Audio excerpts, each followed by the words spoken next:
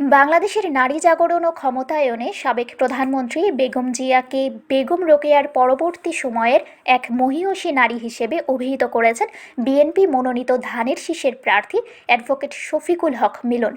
বৃহস্পতিবার সকালে মোহনপুর উপজেলার জাহানাবাদ ইউনিয়নে নির্বাচনী গণসংযোগকালে তিনি এই মন্তব্য করেন। মিলন বলেন, শহীদ রাষ্ট্রপতি জিয়াউর রহমান নারীদের উন্নয়ন ও অধিকার নিয়ে যে দূরদর্শী চিন্তা ভাবনার সূচনা করেছিলেন, বেগম জিয়া সেই আদর্শের ধারাবাহিকতা বজায় রেখে নারী ক্ষমতায়নকে আরও বেগবান করেছেন। তিনি নারী ও পুরুষকে আলাদাভাবে না দেখে জনগোষ্ঠীর সমান অংশ হিসেবে বিবেচনার ওপর গুরুত্ব দিয়েছিলেন। তিনি আরও বলেন, এই লক্ষ্য বাস্তবায়নে বিএনপি নির্বাচনে অনেক নারীকে মনোনয়ন দিয়েছে এবং তারা সক্রিয়ভাবে রাজনৈতিক কর্মকাণ্ডে অংশ নিচ্ছেন। বেগম খালেদা জিয়ার নেতৃত্বকে নারী জাগরণের ইতিহাসে একটি প্রভাবশালী অধ্যায় হিসেবে উল্লেখ করে মিলন দাবি করেন, তার নেতৃত্বেই দেশের রাজনীতিতে নারীদের অংশগ্রহণ আরও সুসংহত হয়েছে। এ সময় জামায়াতে ইসলামীর সমালোচনা করে মিলন অভিযোগ করেন, দলটি নারীর প্রশ্নে দ্বিমুখী নীতি অনুসরণ করে।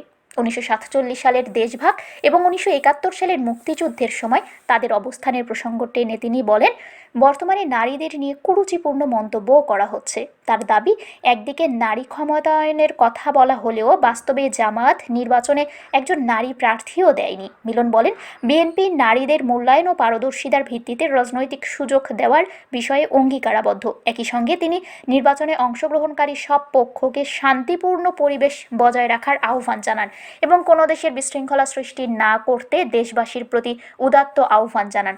গণসংযোগকালে উপস্থিত ছিলেন মোহনপুর উপজেলা বিএনপির সাবেক সাংগঠনিক সম্পাদক কাজিম উদ্দিন সরকার, জাহানাবাদ ইউনিয়ন বিএনপির সভাপতি জিল্লুর রহমান ও সাধারণ সম্পাদক তাজ উদ্দিন, রাজশাহী মহানগর বিএনপির সাংগঠনিক সম্পাদক রবিউল আলম মিলু, জেলা যুবদলের সাবেক সভাপতি মোজাদ্দেদ জামানি সুমন, মহানগর যুবদলের সদস্য সচিব রফিকুল ইসলাম রবি, মহানগর ছাত্রদলের সাবেক সাধারণ সম্পাদক খন্দকার মাসুদুর রহমান সৌরভ সহ বিএনপি ও এর অঙ্গ ও সহযোগী সংগঠনের নেতাকর্মী এবং স্থানীয় সাধারণ মানুষ উপস্থিত ছিলেন।